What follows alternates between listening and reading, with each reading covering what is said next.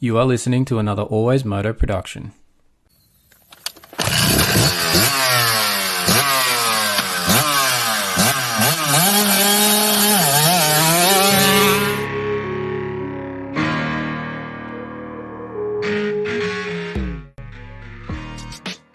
The AlwaysMoto podcast with your host, David Hogan.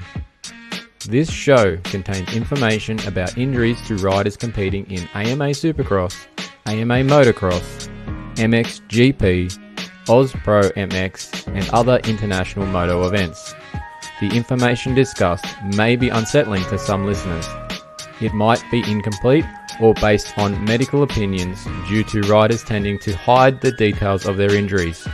We are here to explain the information and increase injury understanding and visibility for the fans. There might be coarse language and the odd stuff up along the way.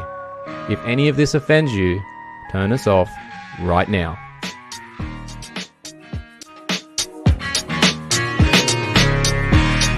I'd like to remind you that he is not a doctor.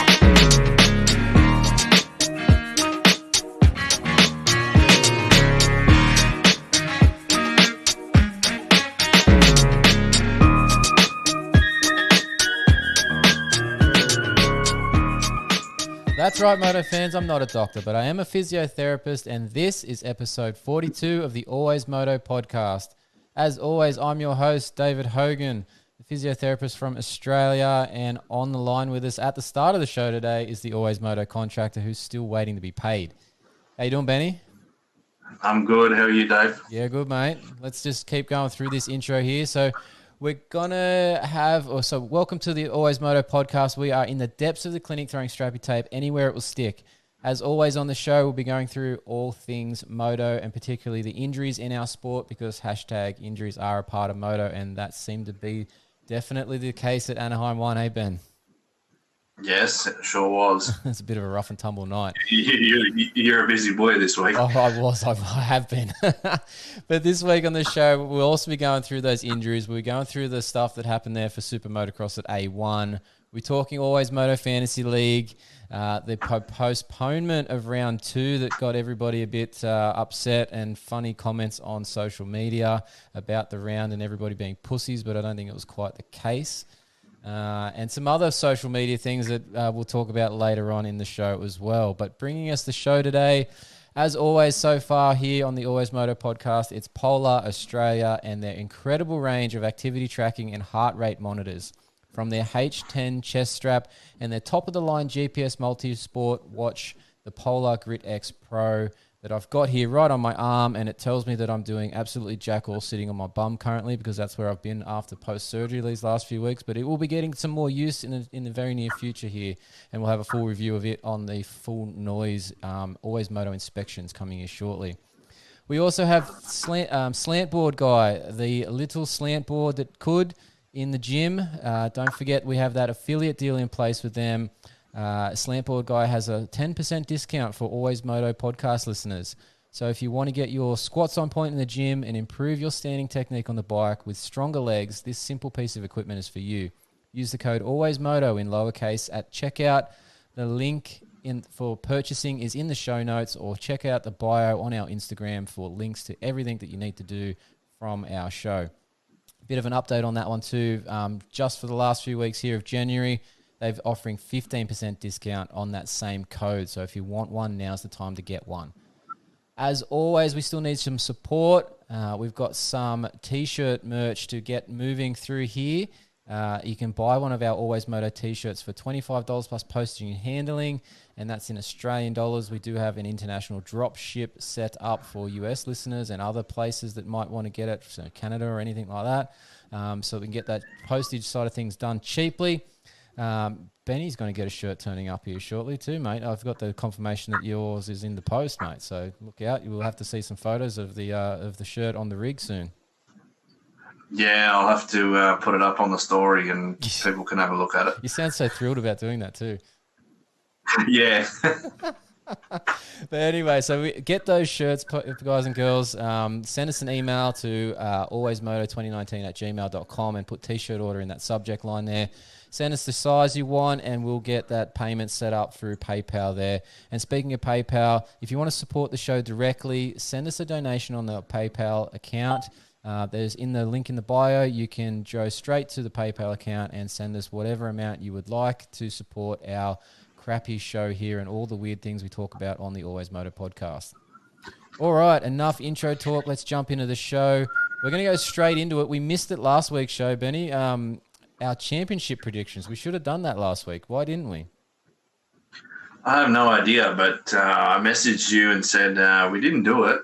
So, yeah, we better put it into this one. So, yeah, before it's too late, but we've got 1 week of evidence. I don't think it's really changed all that much for me, but I was calling Tomac just based on all of his pure form last year and just every event he seemed to turn up to, he was just killing it. But I've got a comment here that I still like Anderson for some reason.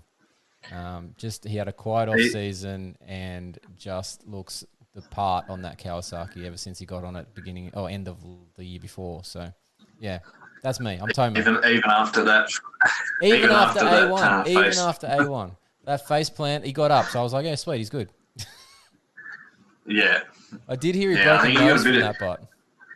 Yeah, I think he got a busted up nose. I saw a little video of him with a bleeding nose last night, actually. But yeah, I think he said he's fine. Yeah, and nose in the big scheme of things for a moto guy, broken nose is pretty minor, really. Yeah. So who have you calling then for the championship? I've gone Tomac. Who are you going to call? Look, it's hard to go against Tomac, but are you going to say after AC? what I saw, I wish. Come last round, if AC wins this title, I will. I'll jump around on my story for everyone to see. But after what I saw, it's hard not to think that Webb might be back into it. That was a pretty good ride, and yeah, you never know, he might be back. Yeah, everyone sort of makes these big predictions after A1 about how everybody looked and what's going to happen. And then shit goes sideways at round 2 and round 3. And then by round 4, it's finally where you see what's probably more normal across the season. So I don't know if Webb, as much as he was sitting there saying he's got the bike finally sorted, they changed all those parts in the post-race press conference. He was talking about the parts they threw at it in the off-season. I don't know. I'm not sold yet.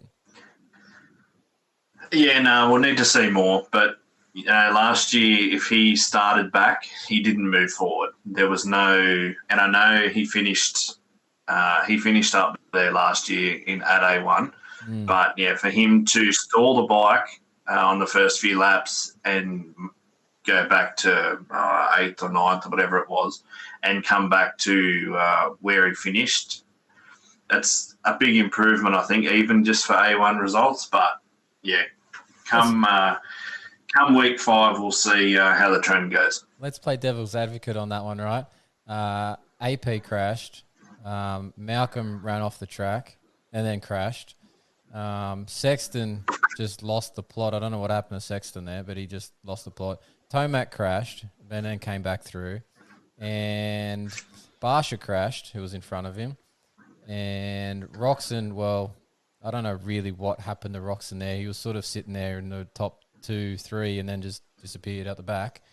So I think his movement forward was maybe a little bit easy based on some of those other movements backwards or downwards, I should say, onto the floor.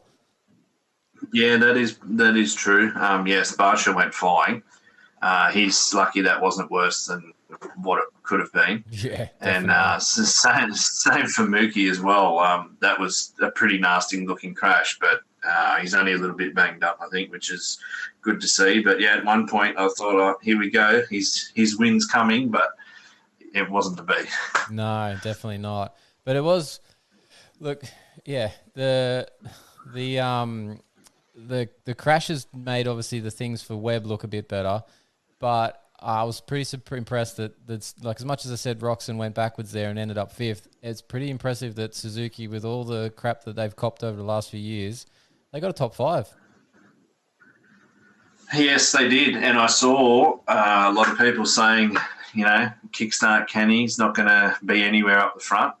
He's going to be rubbish. The bike's too old. It's too slow. And, top 5, especially when he hasn't been on it for that long, just shows to where that bike, the Hep guys have got that bike. And Kickstart Kenny did his work and, got the 5th position.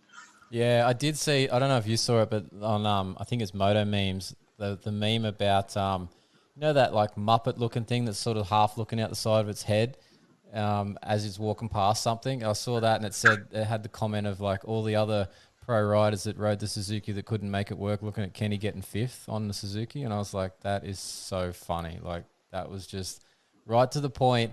Just proves that sometimes you're complaining about fucking nothing. Yeah, that's right. And I saw another thing too online. I'm not sure where it was. It was either Instagram or Twitter. And it said all these team bosses will be back at the truck going, a bike with a Kickstarter got 5th position. What else are you guys doing?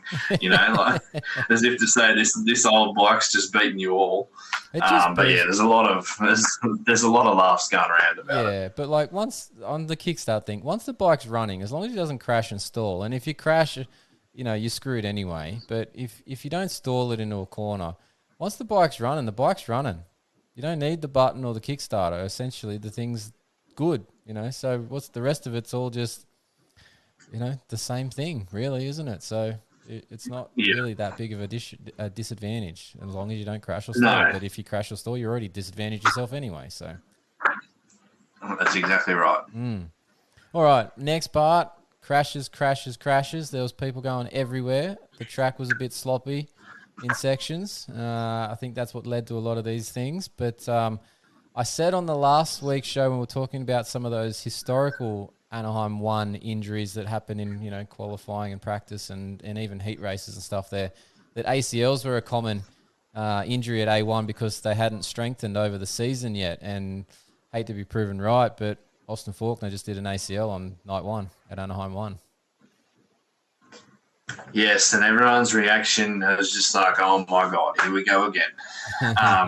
That poor bloke cannot catch a break. No pun intended, because he catches plenty of them. But it's pretty disappointing. It's not even for him, that he put his post out saying what was wrong, and he's just upset. It's not even disappointed. It's just at this point upset. You do all that work pre-season and you don't even get to the first corner. Especially when he was one of the quickest people in qualifying and that. You don't even get to the first corner and your season's done. Yeah, and that was really hard to watch that part. Yeah, and not even just Supercross. Like, it may even be the start of motocross yet. We don't know. These guys are a bit crazy when it comes to their ACL repair times. We'll talk about that in the emergency department when we bring up the rest of his injuries. But yeah, that whole part of the fact that he got injured sucked. But yeah, just the fact that I felt kind of bad that I'd made that call about ACLs last week's show, and then sure enough, the one person that got an ACL injury at Anaheim 1 was Austin Faulkner. So anyway, it wasn't meant to be for Austin Faulkner in 2023, it seems. But yeah. So the other big news this week, Oakland, round 2, cancelled. No jet ski race. No jet ski race, and I think Logan Carnow will be sad about that because he hit Sea-Doo up. He's an opportunistic sort of bloke, isn't he? He is, and they were all for it, but yeah, now it's been cancelled, and it's just going to have to wait till I think the middle of February. So yeah, they've called it as February 18, which was the off week. So makes sense they put it on the off week. It just doesn't make sense about the drive that everybody's going to have to do now between, I think it was Tampa to Oakland and then Oakland to Arlington or something like that, I think it was. So yeah, it's going to be a bit of a sucky commute there. Yes. Anyway, it's privateers will not going to enjoy it, but yeah, the pro guys just get to get on a plane and Yeah, it won't make any go difference to there. them. Nah.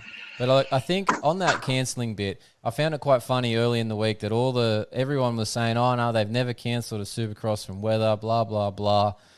And I was just sitting here thinking, like, in Australia, we've had a few things like that cancel because, not necessarily Supercross, but just events cancel. Not because the track was maybe completely soaked, but because the area was either flooded or that all the emergency services in that area were, occupied with other public health issues that were occurring in the area because of flooding or extreme weather events. And so then they couldn't actually run the event with the risk of having more people ending up in an emergency department or something like that. So I could see why there'd be a reason to cancel it. And then when they've cancelled it, they're all like, oh, they just couldn't build the track, a bunch of pussies, blah, blah, blah. Everyone's whinging that, the sport's gone soft. But I think they're missing the point that there's other things that are in play here, not just the fact that they maybe couldn't build a track or that the guys didn't want to ride it or that the teams complained about, wearing out parts. I think there's some other things in play that maybe the spectators couldn't get to the venue. Maybe the area was completely underwater and they couldn't even get the trucks in the car park. Like, there's more at play than just they couldn't get the track or the guys didn't want to ride a wet track. Like, that just seems silly that they were all up in arms about it. Yeah, I saw some videos of the amount of water that was flowing down the streets in Oakland because people have been posting them. And, yeah, I don't think it's a rider and track problem. I think it's just, like you said, there's too many other things that could be in the way to be able to make the event run smooth and safely. Yeah. But yeah, the amount of people I saw that said it'll be going ahead no matter what. They've never cancelled it. Doesn't matter how much rain they get, it'll still happen. All those people are now eating their words and deleting their posts because they've been proved wrong. Yeah, it doesn't. Some of those posts didn't stand the test of time, did they? So anyway, the event's been postponed for now. Yeah, exactly. They've postponed it. They're moving on. It'll be February 18. It will see Oakland. So the next race we're going to have is the 21st of January. It's going to be San Diego at the new Snapdragon Stadium that replaced the old Qualcomm, which I'd been to, and it was a pretty old stadium. So yeah, it'd be interesting to see what that new one looks like, and we'll have to see. So we'll see it from the TV in 2023 for us here in Australia. But anyway. So the next thing on our list to chat about, and you brought this to my attention this afternoon, there's a bit of an odd message that Dean Wilson got today, and he's managed to post it up on his Instagram story. You want to fill in the listeners on that one, Benny? Yeah, so there's no context whatsoever. We don't know why this has happened. But so a random follower of his has just out of nowhere messaged him and said, fuck you, I hope you die next time you wreck, and I hope your kid dies too. Now, like I said, there's no it is. There's no context. We don't know why he's messaged him like that, but it happens way too often. In Australia here, you see Chaz Mostert in the V8s has no social hate hashtag because there's just so much hate and anger towards not just the V8 drivers, but the AFL players, the NRL players, whoever it may be. And it's just ridiculous. It doesn't need to happen. And now for them, people to be just straight up messaging Dino and saying that, it's ridiculous. Yeah, especially when there's no context to any of it either. Like, why would you just go and say, I hope you die? Like, that's just, like, ridiculous. And then the other part I saw of that too, like, you could see the guy's name and, you get the profile information sort of underneath it. And it's like, he doesn't really post anything and he's got bugger all followers. And you're like, yeah, so this is just one of those shitty little whinging accounts that, maybe isn't even a real person behind the back of it, or it's just a burner account, and you're putting up stupid shit. Like, why send that for? Really? If that's what your life's about, you probably need to go and get a new one yourself. Yeah, that's right. And I can guarantee that the amount of messages he probably got after Dino posted that. I hope so. I hope he got inundated. I hope he got smashed. He's probably going to wish he never said a word. And good on Dino for calling him out. it's good. They need to do it, and I hope that. And we're not sure where he's from. We don't know if he's from America. He could be from anywhere. Anywhere, yeah. But somehow there needs to be some kind of authorities that can possibly step in, because they do it here. They do it too. If you message or say anything at the footy, or like I said, message their page, the AFL or the NRL are straight onto it. So hopefully something will happen. But like you said, it could just be a random burner account and they can't trace it. But who knows? See what happens. But yeah, it's a bit of a dog act there from that whoever that person was that sent that to Dino. But yeah, hopefully we wish that shit doesn't happen, but it does, unfortunately. So yeah.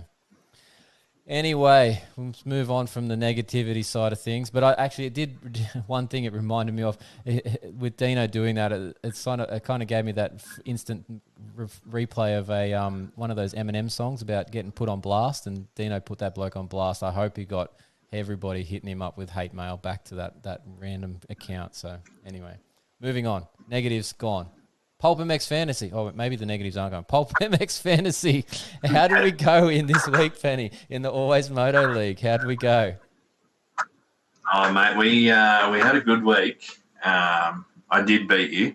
I'm happy about that. Yes. But I didn't get top. I didn't get the top score. So I got a 226, which for the first round's not too bad, but the 98 points in the 450s did not help me at all. But one thing I want to say, so there's a guy in our league named Pagey3181. Yeah. Now, he got fourth with a 248. Yeah. Now, this bloke just talked to me. No one else has messaged me. He just asked me, how do I play on Instagram? Now, he never played before, and he was asking me, what do I do? How do I do this? He had the first teams he showed me, he had 2 lots of All-Stars on 250 and 450. And I said, yep, you need to not do that. You can, but it's not advisable if you do that. And so he changed his team and ended up with a 248. Are you regretting giving him some inside information now? Like, is this like a sore point for you? No, look, I won't, because this legend here, my login wouldn't work, and I was talking to him when the races were about to start, and he said, "Here, have my login," and he was the only reason that I got to watch the races because my login wouldn't work. So he's giving you a cherry, an olive branch there, and so the score is not so salty for you now because you got to watch the Supercross on his account. So you got to be a bit careful on the wording, mate. Yeah, that's exactly right. That's awesome. Well, at least it shows the AlwaysMoto podcast listeners are a nice bunch there, and good on you for helping him out in his time of need with his fantasy league tips. Yeah. Good work, Pagey. All right, well, beginner's luck there, mate, on fourth. I will say, I'll point out to first place currently in our league is LD107, which is a guy I know, Lee. He's from the UK. I met him in America in 2013, but he conveniently joined our league after Anaheim won, and he had a pretty impressive score, obviously, 270 to take out the win. So we'll keep an eye on how Lee goes here in next week and see if that was a fluke or not. But yeah, he's cherry-picked the round win from nowhere. So yeah. Yeah, I think I've moved from 10th to equal 13th or whatever you want to call it. Yeah, now. We had a few late entries. So we were at 99, I think it was, when the race went off, but we've now up to 103, which is awesome. We cracked the 100 mark, which was the goal. I think we mentioned that on maybe the original podcast, the first podcast you came on and joined us on when we talked the league. I think we said we wanted to get to 100. So we made it. We did it. We did it, mate. Yeah, we did. We were on 35 then, and we got to 103, and hopefully still counting. So, yeah, thank you everyone for joining, and it's just made it that bit harder to win now. Yeah, and so on that, so the entries for this, if you want to join the league, you can still do so. We're going to have the league open until the end of January, and that's the first, or it would have been the first 4 rounds. It'll be the first 3 rounds of Supercross. And so when that first East Coast round kicks off in the first weekend in February, that's when the league will be closed. So if your mates aren't in the league yet, or you're listening and you haven't joined the league, you can still do it. The information's on our Instagram. You can join the league. Just jump on, click join the league in the Pulpamex fantasy game on their website there. Join AlwaysMoto League. You'll need the password injury in lowercase, and you can jump in and join. It's all for free. But what you need to do, and what a lot of you haven't done yet, is to be eligible for our prizes, is you've got to send me an email, alwaysmoto2019@gmail, with your Pulp username and your Instagram username, so that we can actually send you the prizes if you actually get something, and we can actually contact you.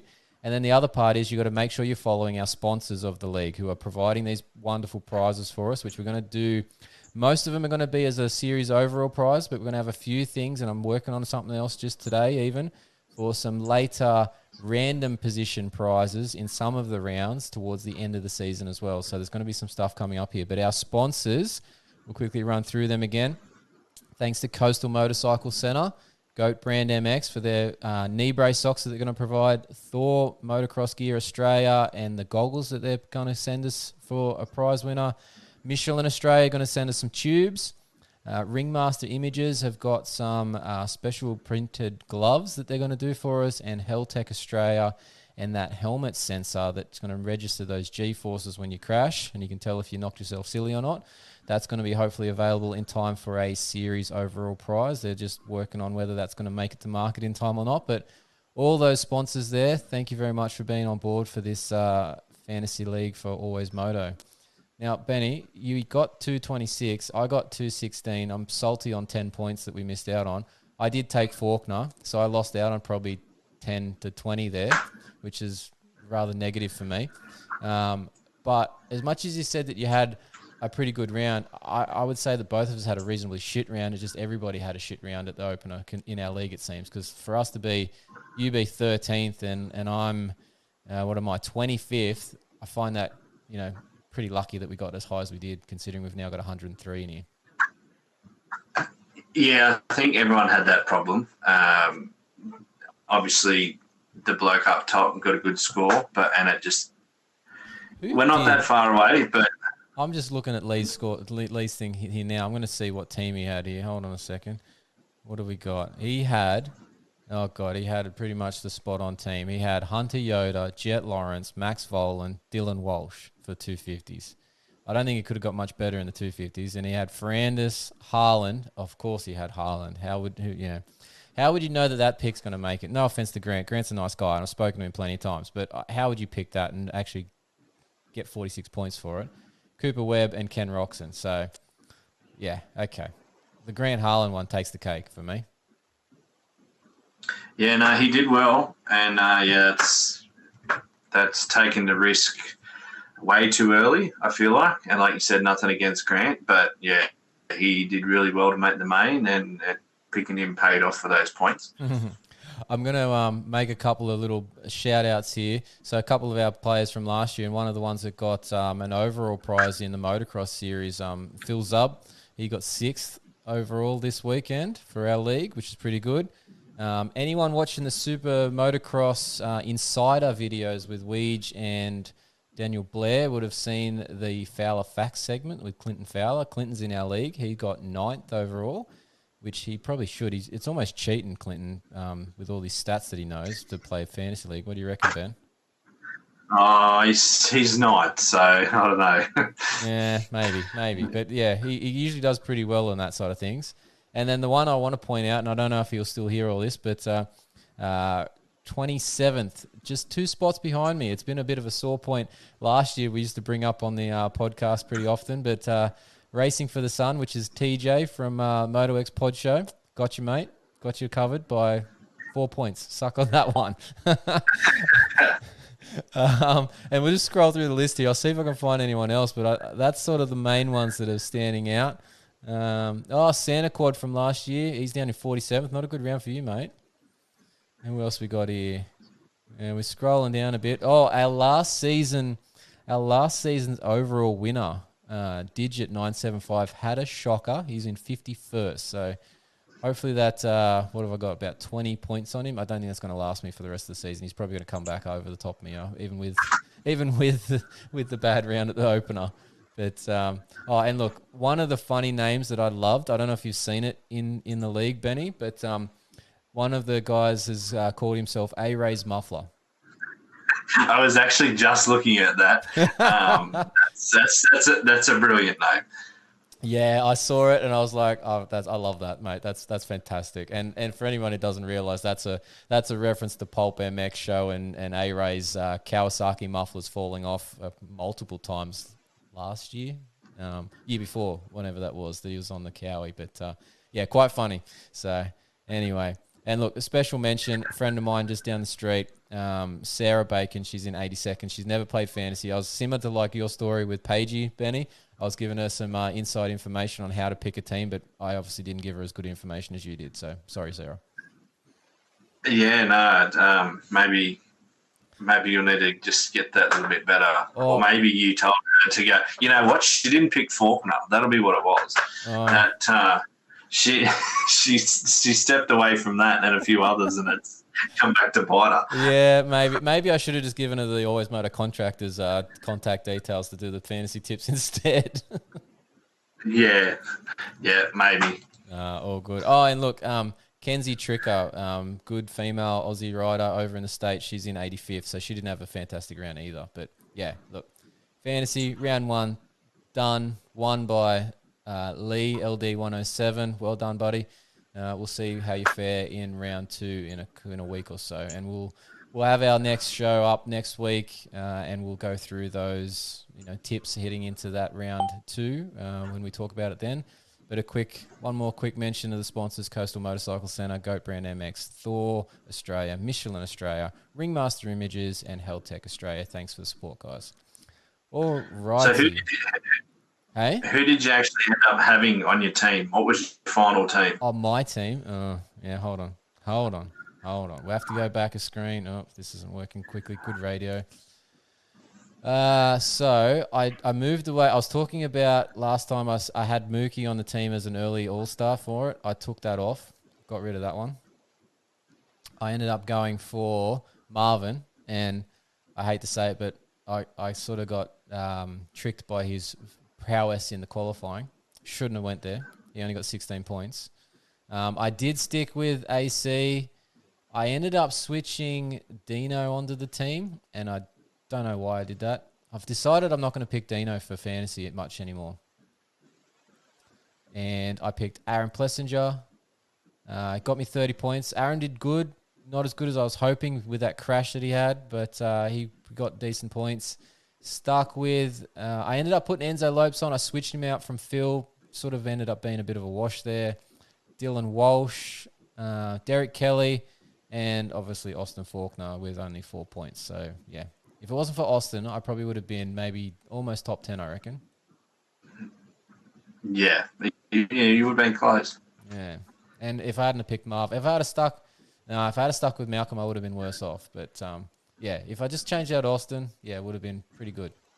Anyway, where'd you end up? Did you end up with the same team that you had on, like, was it Thursday when we were recording? Yeah, the only person I changed was Max Dancy because he didn't race. Oh, true. Yeah, good point. And I rode the Jerry train. I rode it straight into the main event. You did too, and I was giving you shit when he didn't make it out of the heat. But he managed to sneak through there, got the win in the LCQ. So yeah, lucky you. Yeah, but yeah, Jet, Derek Kelly, Enzo Lopes, and Jerry stuck with the same 250 team, and I should have changed Christian Craig after that crash in the whoops in practice. Mm-hmm. But I didn't even think about it.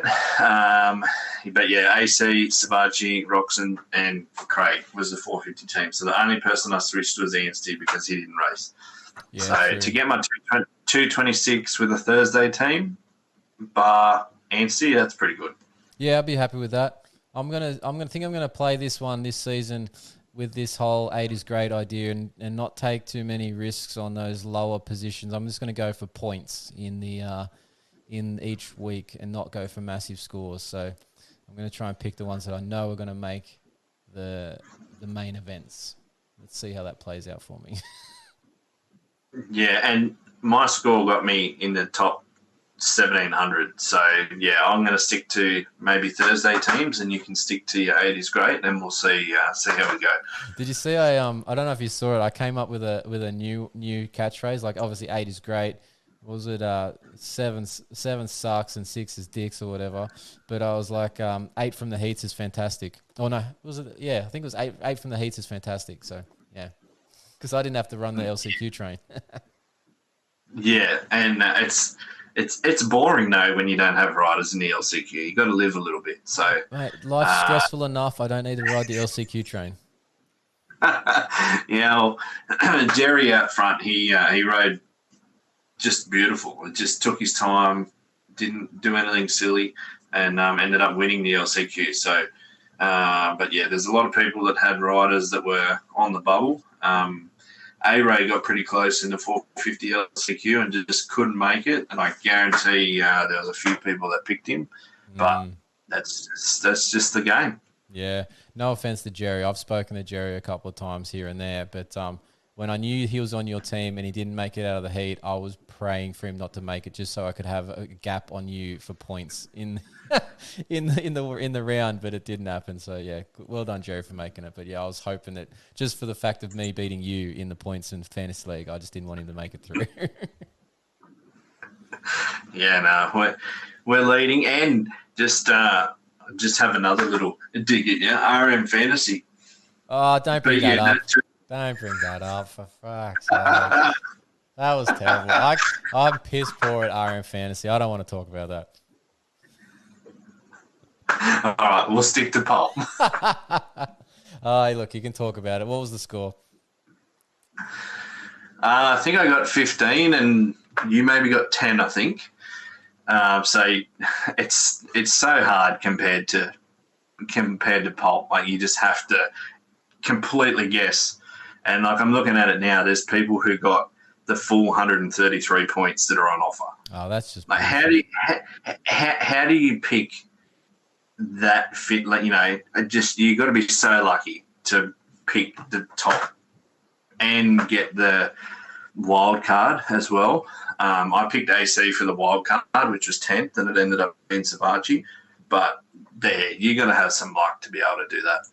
Yeah, I have no idea how the scoring in Rocky Mountain Fantasy works, but I didn't pick any of the positions right. Yeah, no, it's hard. I didn't either. None of mine are right. Yeah. So if the rider places in the exact spot that you've picked, so first place is 26 points. So if you pick so you get that actually, yeah, okay. But if they don't finish there, how does that? Will you get the points that you don't get any points at all, or what? No. So then, if the rider places within the top 5 positions and within one place of the spot you chose, so say you pick Sexton for second and he comes 5th, yeah, he's still within 5 positions. Like, he's in the top 5. And okay, so then you get points. Yeah, some points for it. Yeah, okay, I gotcha. Yeah, so if you pick him for 3rd and he finishes 4th, you get a point because he's right next to it, and then you get less point. Like, the more it goes down, the less points you get. So it's a complete different game to pole. But yeah, another fantasy game that's bloody hard to play. Yeah, well, look, you can bring it up every once in a while, but I'm pretty sure I'm going to suck at it. So we'll see how we go. Let's stick to Pulp for now. But yeah, AlwaysMoto Fantasy League on Pulp MX. All right, let's switch out of fantasy talk. It's enough of you beating me for 1 week. I'm going to jump into Dave's Diatribe. This is Dave's Diatribe. What's a diatribe? A diatribe is a forceful and bitter attack against someone or something. So keep your head down. You might be next. That's right, you could be next. And geez, I'm going to go at this one. Who the fuck is Doris?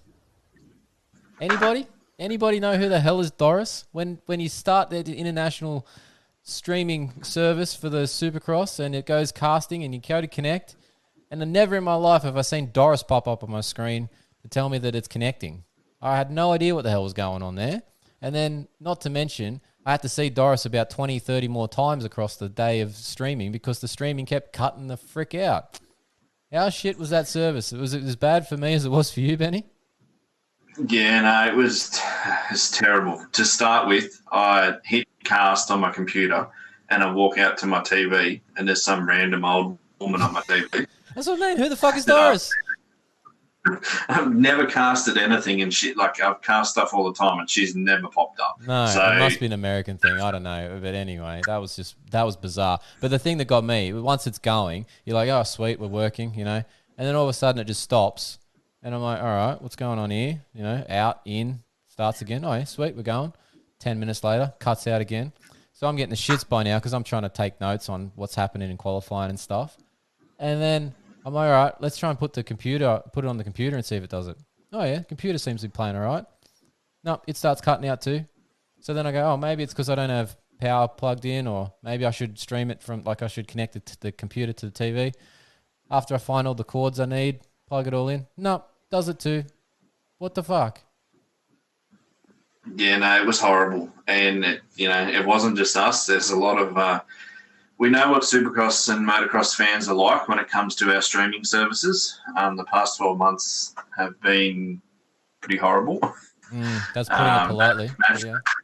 Mav TV, Flow, whatever you want to call it, it's all been horrible. So then for this to, be lagging out and playing up, like the 250 race, the gate dropped, Faulkner was on the ground, and then I was at lap 3.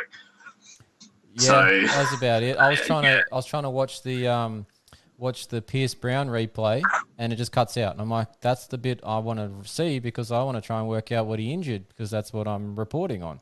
And nothing for about 3 minutes. I couldn't get in, and then by the time I get back in, like you said, you missed like 3 laps or 4 laps, and you're like, shit, what happened in that part of the race? You got to watch it again afterwards, and you end up watching it on YouTube or something. It's ridiculous. Yeah, and it just makes it so hard. And, you've got the diehard fans that pay the money, especially us, like we talked about the other week with the costs and everything, and to have the service like that, I just don't understand why it's so hard to get a service that works well and it's fine. Yeah, I don't understand it, but like I put out a couple of messages on my story as it was all going on, and I got a few responses from the listeners, and they were all saying the same stuff. So at least I was worried it was just me, and I was going to be really spewing if it was just me. But when I heard as many of you having the same problems, it made me feel a bit better. But it sort of then I was like, well, who the hell do we complain to? Who do we take this message to and say us international viewers aren't getting the service that we should be? And I couldn't figure out who to contact at Feld or the streaming service, SuperMotocross, whatever you want to call them. I don't know who to go and attack, and I want to attack somebody about it because I'm sick of this shit. Yeah, for now it's Doris. It's just they're gonna have to blame Doris. Yeah, it's not who the fuck is Alice, that song. Let's just start it as who the fuck is Doris. We'll put that up. I'll put a screen up of that on next week's race, and I'll just have who the fuck is Alice as the playing song on the story. Yeah. Anyway, hopefully they fix it, and they've got 2 weeks now, so get onto it. Yeah, we'll see what happens when San Diego rolls around. All right, let's take a quick break here on the Always Moto podcast, and we'll be back with the emergency department list. Hey, this is Brett Metcalf. You're listening to Always Moto Podcast. All right, guys and girls, we're back. Let's jump into the emergency department list. The emergency department. All the injuries, all the gory details, and when they'll be back on track. It's the list you really don't want to be on. You do not want to be on this list, and especially after A1, you really don't want to be on this list because it's probably meaning your season is stuffed. And unfortunately, Austin Faulkner, that is exactly the case. As we spoke about a little bit earlier, and Benny's seen it, and I'm sure most of you out there have seen it, that Instagram update that Austin himself put out of the video of him talking about the injury and the situation, it was pretty hard to watch, Benny? It was very hard to watch, and like I said, he's just upset, and I don't blame him. No, he's emotional at that point, eh? he cannot catch a break. And, you know, I'm not a massive Faulkner fan, but you don't want to see that happen to riders. And I wanted a good, you know, we want everyone healthy, so we have a good series to watch and someone to take it to Jet. But, yeah, the poor bugger just can't get through a season. No, he can't. And look, so that injury off the start there, it was kind of funny talking to some people during the first few days after the event about what they thought had happened, and they had all these weird theories. But if you watch that replay really, really closely, and you've got to look at the replay that is head on but from the rider's right side, you can actually see his leg before he even starts to crash. He's just clipped McAdoo's back wheel, and his right leg tags the ground and flies behind him. And it does it at a tiny bit of an angle, and as it flies back, that is the moment where his ACL and all that damage in his right knee is done. It's not his left. It's not, you know, his femur. It's not his ankle. You know, people were saying his back because he landed flat on his back, or his collarbone or something. None of that stuff mattered at that point. The knee had already gone before he'd even left the bike, and that ended up doing his ACL tear. It did a partial tear of his PCL, partial tear of his MCL, a tibial plateau fracture, and both medial and lateral meniscus got torn as well. And all of that adds up to, and somebody brought this up to me, actually it was Paul from Helltech, said, oh, you know, could he just brace it and keep riding through? That's only possible for ACL-only injuries, because that one thing is missing, and you can put a brace on and work out some strength around it, and you can go on. But with the fracture, the meniscal tears, and the combined 3 of the 4 major ligaments of the knee being damaged, it's not possible. There'd be way too much swelling. There'd be way too much catching from those meniscus. He's not going to be able to ride through that one at all. And as far as we know, he's scheduled for surgery very soon. And look, with those injuries, this one's for you, Benny, a general question to the audience, we'll say, but the contractor can answer it. And maybe you might get paid if you get it right. Let's see. How long do you reckon Faulkner's going to be out with this injury? Well, look, it depends, I guess. You got AC and Savachi last year. Both did their ACL really close together, and AC missed the whole year, and Savachi missed maybe 4, 5, 6 months, whatever it was.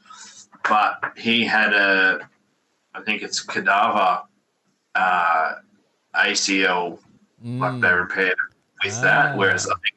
Whereas I think AC just let it, you know, he got it fixed, but it was just a straightforward thing. So I don't know if that makes a difference. But it does make a massive difference. But so what do you reckon? Give us a ballpark number. How many months? Are we talking 3, 4, 5, 6, 10, 12? What do you reckon? I'm going to go 6 like RJ Hampshire did. RJ Hampshire, that year of the COVID year, actually was back on a bike in 10 weeks. Yeah. So, but then he didn't race till... No, he raced at like 13 or 14 weeks. It was ridiculous. Yeah, okay, righto. Well, I thought it was 6, but anyway. Yeah, no. So, I'll still go 6. All right, 6. 6 is the average ACL repair time, right? So if you go 6 months, that basically puts us to July before he's back on a bike, which means that's after Redbud, before he even starts to ride. And by the time he'd probably get a month into the bike, back on riding, he would be pretty much only 1 to 2 rounds left of the motocross season. So I can't recall... Was it you and I talking about whether we'd qualify for the SMX, or I think it might have been one of the other listeners was sending me a message about the SMX series and whether he'd still make it to those last 3 rounds for the playoffs or not. And it's a massive, I don't think so. So if you listen to the other media sources, they're all like, he's out for Supercross because that's what the press release says, right? The press release from Kawasaki says he's out for the Supercross season, and that's the obvious response. An ACL, he's definitely gone for the next 3 months. But with the other 3 things that he's got going on there, the meniscal tears, the other couple of ligament issues, and the fracture, he's going to be a bit of a longer recovery time. And no matter what graft type he uses, whether he does the cadaver, whether he does a hamstring, a patella, a Lars, or some other weird whiz-bang thing that they've come up with, he's going to be at least 6 months. But I think he's going to be put closer to 6 than less than 6 before he even touches a bike because of that fracture and because of the meniscal tears. The meniscal tears are going to have to be repaired as well. And that all those things delay when you can start your initial rehab, range of movement, and strengthening activities, which then obviously delay how long it takes before you can do the next stage of the recovery. And if he has to then have anything else done, maybe he gets some swelling issues and he has to have it drained. Maybe he has to have something removed from there because of the fractures bigger than they thought. Tibial plateaus, they don't usually have to do too much with. Hopefully it's just a little chip or just a little vertical crack that is into the tibia. But yeah, it's going to be closer to 6, maybe even out to 7 before we see Austin, which means I don't think he's going to be making that SMX rounds either, unless there's some sort of weird rule that they're going to implement. Like, it's so far to qualify for those SMX rounds, you've got to get top 20 or have a race win. Otherwise, you've got to qualify through the LCQs each week if you're only in the top 44 or whatever it is. So I don't know if they're going to even be able to get him into that for points if he rated the last 2 races of motocross or even 3. And I doubt he's going to win a round at that point in the year. So I don't know if he's going to make the SMX series at this point in time with this injury. I think the earliest we're going to see him is 2024, unfortunately. Yeah, and they were talking about him getting on the 450 too for motocross. And that really ain't going to happen now. And no, they hinted at it a few times, but yeah, that'll be out of the question now. Definitely out of the question. So yeah, sucks for Austin. I had actually reached out to Austin before the season to have a chat to him about a couple of things from previous injuries. And hopefully in a couple of weeks' time, once all this sort of settles down, I'm hoping we might be able to get in touch with him and get him onto the show. But we'll wait and see. He's probably in a bad spot for a few months mentally, so he probably won't want to talk to anybody. But we'll see if we can reach out to him and find out an update on where things are up to. But we'll see how that goes. Also on the list, Pierce Brown. Everyone saw that crash at the beginning of the main after the one from Austin. Not a good thing for Pierce. The funny part for me is all these updates that say I was just banged up. Now, for me, I feel like that's code for I had a little bit of a concussion, but I didn't tell the Alpine Star medical crew, so they didn't put me on concussion protocol. But I don't have anything to confirm that. But that's just the way it seems to me, because everyone just got banged up. Christian Craig just got banged up when he crashed in the whoops this week. Pierce Brown just got banged up. Wilson Todd, also on the list, just got banged up. But that's according to Yuriv Konski, his team manager, when I checked in with him. That's all they said. He got banged up, but he should be good. He was going to be good for Oakland this weekend, but he'll definitely make San Diego now. But I just hate that term that we throw around in the moto scene that, I was just banged up, because I feel like it always relates to covering up a bit of a concussion symptom so they don't end up on a concussion protocol. I don't know what you think, Benny, but that's just sort of my opinion on where this is at this stage with that banged up comment. Yeah, I think they have to hide it, or they try and hide it the best they can, because, they don't want to miss the next week and go on that protocol.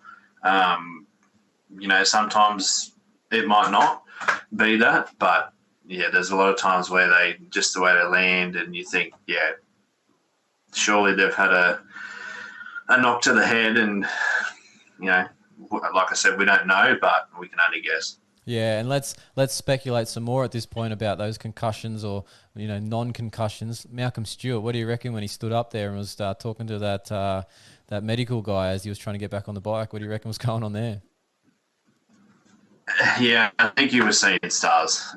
He had to have been, surely. And then, I don't know, he held on to that bloke and nearly knocked the both of them over.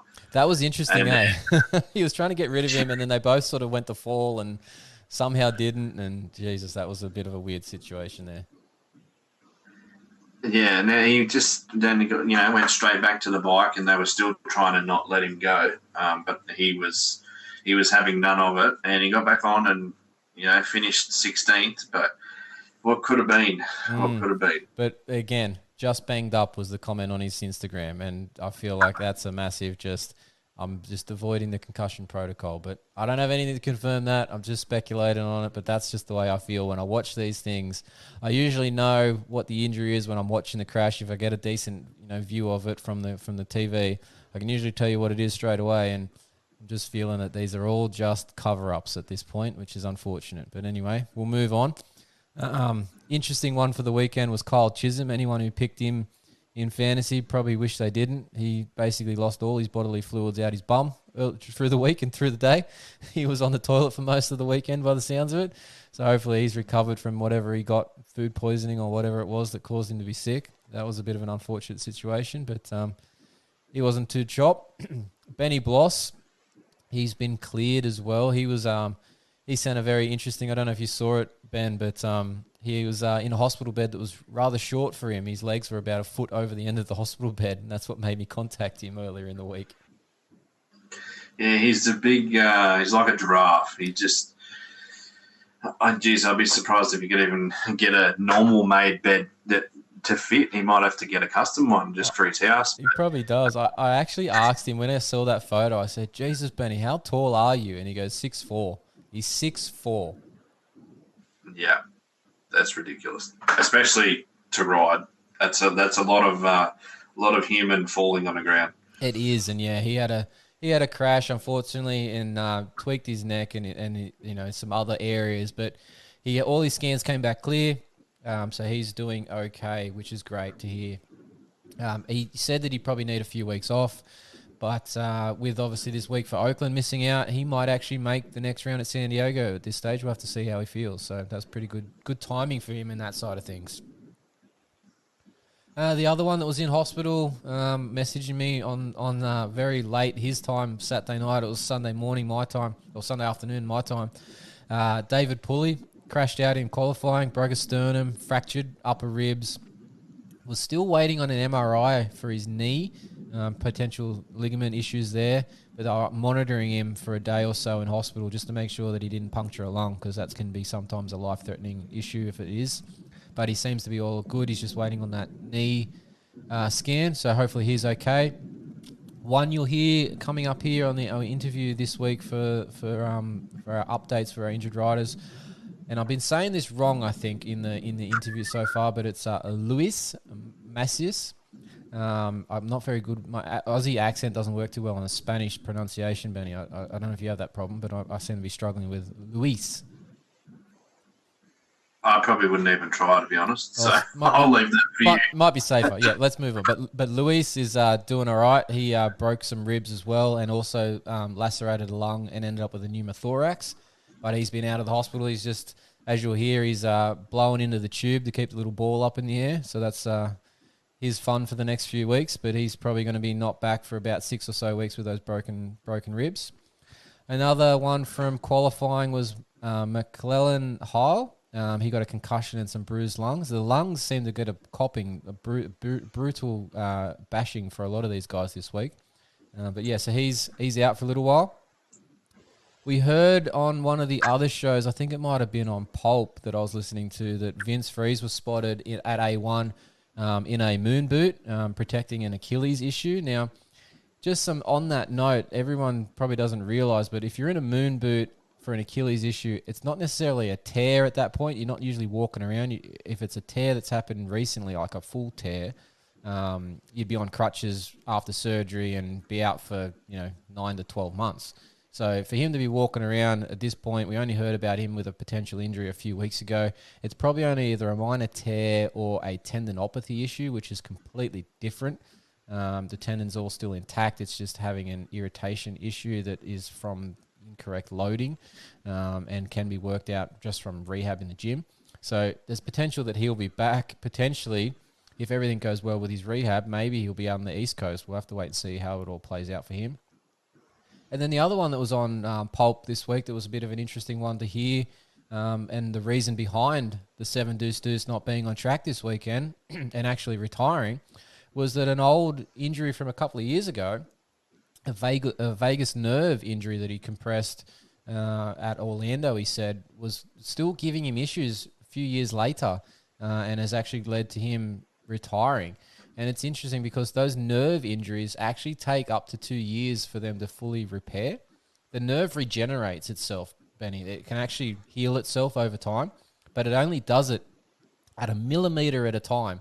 And if you think about a length of a nerve in your body, if you think about the one that goes to your fingertip or something, it goes from your neck all the way down your arm to your fingertip.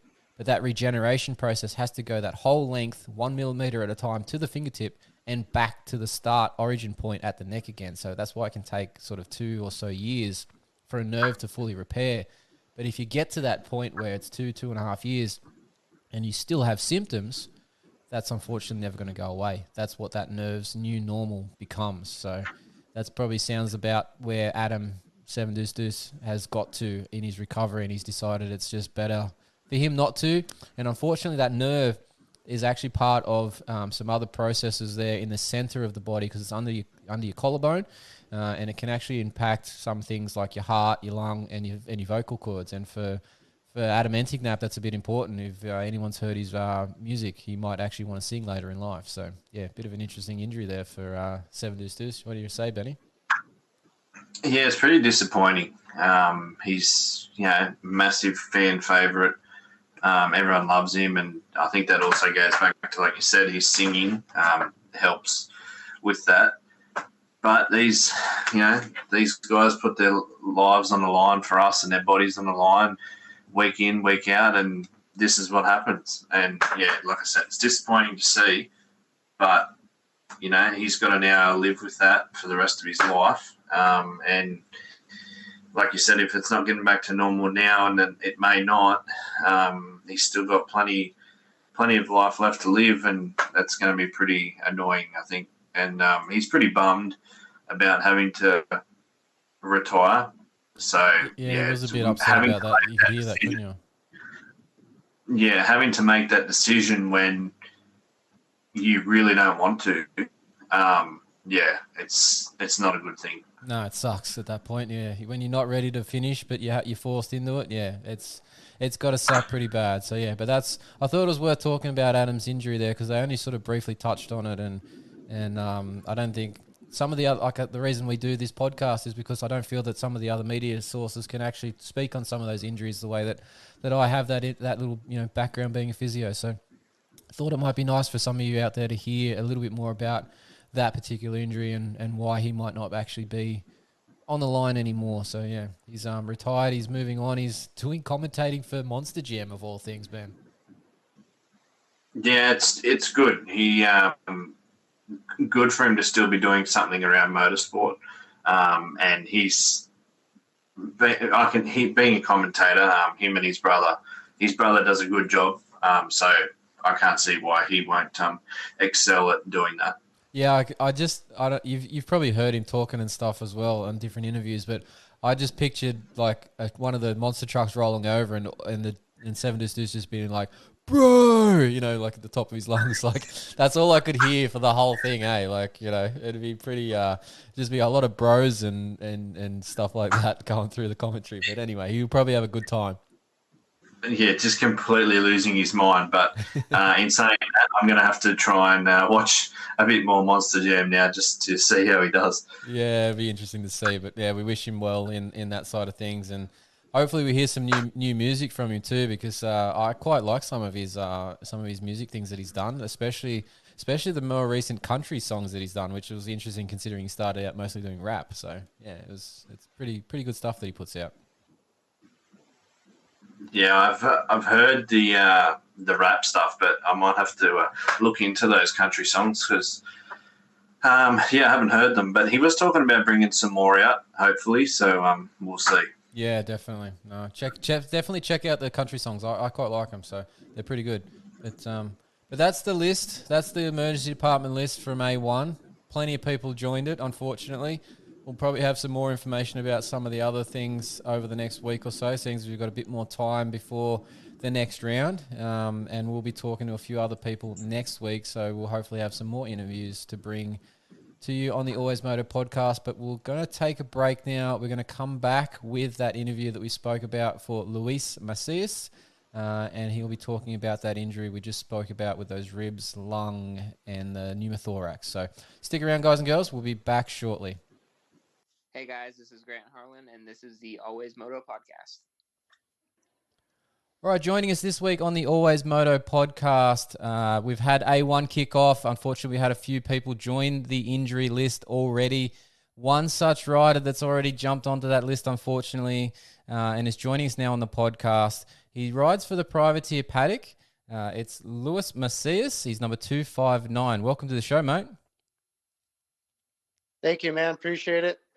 Appreciate having me on here. Yeah, no, look, it's always it's a terrible time that I get to try and reach out to you guys, but I appreciate that you make time to talk to us and let us know what's happened, and obviously talk through all the shitty things that you get to do when you end up in the emergency rooms and whatnot. So, no, I appreciate you having some time for us today, mate. Yeah, no, thank you. Appreciate it.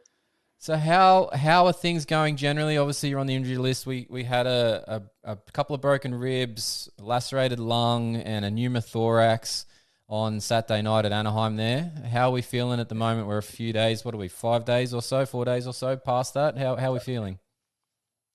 No, I'm feeling good. Slowly able to get out of bed comfortably. That's always helpful.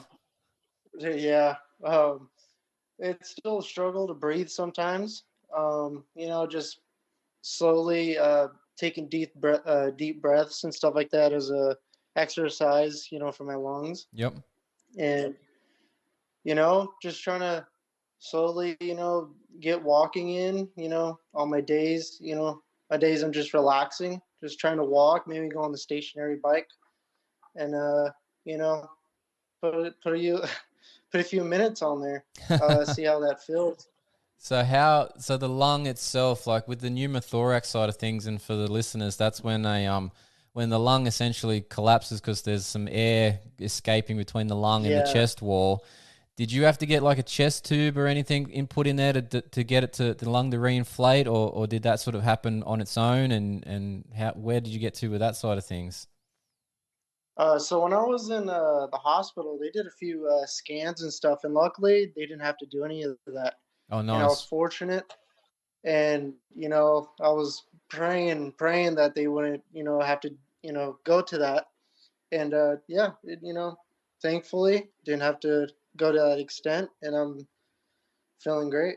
So are you doing the old blow into the tube and keep the ball up at a certain height? Have they got you doing that as well? Yes, sir. Yeah, that sucks, doesn't it? Well, actually, I should say it blows, but it's it's hard. It looks a little goofy. Trying to keep it in the center and try to go as high as you can, but it's it's helping me. I'll do whatever it takes to help me get better. Yeah, that's it. At this point, you just want to make it all go back to where it was before the incident, so you can be fit and healthy again. So yeah, you just got to persevere with some of these weird exercises that they give you at times. Right. So let's talk through the crash if you're okay about reliving it. What happened? When was it? Where it was in qualifying, wasn't it, or in practice? I should say. No, this happened in qualifying. The first session of qualifying, I'd say first or second lap of qualifying. The track was absolutely brutal. I've never ridden anything like this. And it was right after the start where where Pierce Brown went down. Oh yeah, that rhythm section into the left-hand bowl turn.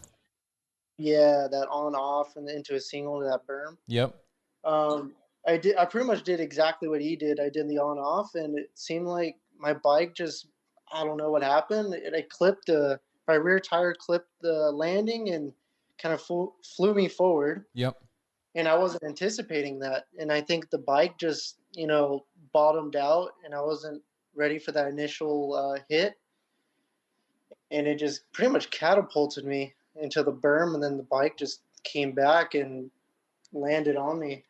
So the bike chased you into the corner, basically, and squashed you. Yeah, okay. Yeah. It's not pleasant when that, couple of, I say kilos, you'd say pounds, but, there's about 100 kilos or so punching you into the ground doesn't usually work out too well for the body. Yeah, well, actually, I didn't feel the bike hit me. This was just based off of the video I've been seeing. on like YouTube and Oh all yeah. the other videos that people sent me. But yeah, I was just like, I was surprised I'd even get to feel that. It was mostly the initial impact when I first hit the ground, Yeah. what I Okay. felt. Oh yeah. I'd be interested to see that video then. If you got some footage of it, we might pop that up in the show notes or something as a link too. Because Yeah, yeah, yeah, that'd be cool for the viewers to see how this one happened. But yeah, yeah. so you didn't make it too far. Like you're saying, like you haven't ridden a track like this before, but you've done a few of the futures last year, wasn't it? And so obviously this is probably the first Yes, I time that did. it's been really trashed in terms of weather and a lot more guys on there as well. So the track was just a bit more rougher than you'd probably been experienced before. Yeah. Right. It was, I'd say the closest to this was when I did futures, it was Anaheim 2. And for some reason, they put the futures riders the very first practice before the C group. And the track was pretty much, it was super sloppy. And, we wanted to keep our bikes at least somewhat presentable. And, it was just dark. The bikes looked horrible right after that. Yeah, no, But yeah, the mud doesn't help you in a supercross situation at all anyway, but yeah. absolutely. Yeah, absolutely. So, well, But, so what's the plan then for yourself with the injury? Did they give you a time frame? Did they give you certain things you got to be able to do before you could return to sort of, even gym training or cycling? What's the plan here? Have they given you much information? I'd say around 6 weeks. Just because I got the lacerated lung and then my ribs. So I guess as long as I don't do anything to extend that, uh, it should be around 6 weeks where Yep. I can start thinking about lifting, lifting anything, doing any intense training. Um, in riding, I don't have a time frame for that, um, unfortunately. But yeah, I'd say around 6 weeks. So were you originally planning to do all of the West Coast rounds, or were you just planning on doing a handful? What was in the schedule for yourself at this point? My plan was to do the every West Coast round, Yep. and unfortunately, looks like I'm out of it now. Maybe, Um, maybe. I was just looking at the schedule. The yeah, reason I asked that was like if you're planning to do all of them, 6 weeks sort of puts you into the middle of the that East Coast run, and then you'd yeah, still have sort it, of maybe 2 or so weeks to have some time on the bike and maybe make it back to like the Seattle and then the Glendale rounds in end of March and the first yeah, weekend in April. But obviously that might be a little bit tight. Just have to see how it all works out, I guess. yeah. I was talking to Lucky Foster, and he the guy for Just One Racing, and he was saying, he's like, whenever I start feeling better and it's time for me to come back, possibly hop in some East Coast rounds. Yeah, you could do that too because you haven't actually like you only not eligible for those if you've scored points or whatever, isn't it? So yeah, you could potentially do that too. Yeah. So it's kind of up in the air right now, depending on how everything is going with my health. But if I'm there, I'll hop into it. You Yeah, know. look, I guess the main thing is you get healthy, see when that lands, and then yeah, pick a race that's nearest in the calendar and go for it. Yeah. Oh yeah, absolutely. Either way, I'm excited. I was super excited for West Coast, and it was my rookie season, and I felt like I had a lot um, to show. Just unfortunate that it, kind of had to end early. Um, it was a unfortunate situation, but time to leave that in the past and move on. Yeah, See definitely. where land. So, are you planning on doing outdoors as well later in the year? Right now, the plan is just Supercross right now. Okay. Yep. Yeah, because I actually because I got school as well that I'm doing, and that kind of actually landed on top of Supercross as well. So I had to do Supercross and postpone school for a little bit. Um, so I go back next year, and kind of when the motocross season starts. Oh, okay, sure. So, well, that's actually really nice to hear that somebody's still trying to get the schooling done as well as doing some racing. So that's yeah, well done to Yeah, yourself. But that must be pretty time yeah, heavy at some points for you. yeah. The medical field isn't. Thankfully, this one is pretty lenient with my racing and stuff. They understand my situation, Yep. and I'm thankful for that. Is there a particular thing you're doing at school that you're trying to work towards? Like, is it a particular course or is it just a general? Yeah. It's orthopedic technology, Oh, so wow. I'm Yeah, like cool. casting and stuff like that. That's what my father does, and he's been training me for a little bit. Yep. I'm getting better and better. So that's what I've been doing, That's racing in school. It's funny that, like, obviously I'm a physio as well, so that little bit of knowledge that you'll gain from that will actually unfortunately help you when you bang yourself up next time you crash on the bike Oh and yeah, stuff. So it's interesting to yeah, learn that because you start to understand the things you might have had in the past too. So that's pretty cool. exactly. Yeah. So it's a cool journey to be on. Being one of the only guys to be in school and doing this. It's pretty awesome. Yeah, no, it's I have much respect for you for doing it. Like it's going to help you in the long run be qualified in Yeah. something useful as well as having the experience, like the life experience of trying to get to the races and stuff like that and organize sponsors and all those sorts of things because that will help you in your professional life later on. So no, Exactly. it's a good thing to be doing, and yeah, if you can make the time to do both at the same time, why not? It'll just get you that step Exactly. forward a little bit sooner. I 100% agree. It's gonna help me in the long run. Of course. So is there anybody else before we jump off this interview here that is helping you along the way other than the privateer Paddock? And I think you mentioned just one there as well. Is there anybody else you'd like to thank before we wrap this up? Yeah. Um, actually, quite a bit. Go for it, So I man. got The Somnium platform's yours. Go Racing. for it. Yeah, all right, thanks. I like to thank Somnium Racing, DRT Racing Incorporated, Motul, the Law Tigers in San Diego. They're great. Cardo Systems, Pro Circuit, Acherbys, and Aqua Hydrate. They keeping me hydrated this whole time. With my recovery. JMC Motorsports, and the real home of the hustle. They got their little coffee. Um, I cussing isn't really my thing, but it's get Oh, I know. shit done. Yeah, I know them. Yeah, I've spoken to yeah, them a little bit on the side for a couple of things, but yeah, I know. I'll yeah. say it for you. It's Get Shit Done Coffee. So There you go. There you go. I don't know why, but it's always been a thing with my family. I always get punished if I start cursing, so it's in habit now. It's not a bad habit to have, mate. I let a few too many slip, and I wish I could hold them in a bit more often. But yeah, if you can do it, keep that habit going. It'll be a nice thing for you later too. No, I get you. So is that Cool. the list But for you yeah, there? that's it. Nice, Yeah. perfect. All right. Well, look, we appreciate you having some time for us, and hope the recovery continues to go well, and hopefully we see you in about, say, 8 weeks, I reckon, back on track, whether it's an Yep. East Coast round, whether it's that West Coast Seattle round or something, but hopefully we see you on track and hopefully you make it past the qualifying sessions next time around, mate. Oh yeah, definitely, definitely.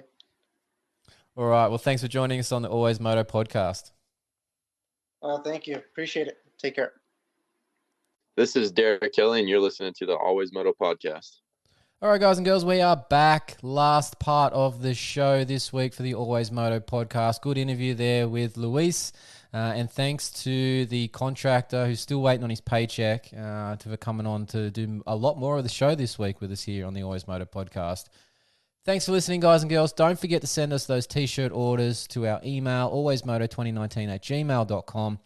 Soon, we will have a website set up. We are getting an alwaysmoto.com. Yes, people, you heard it here first. We're getting a website. It's coming.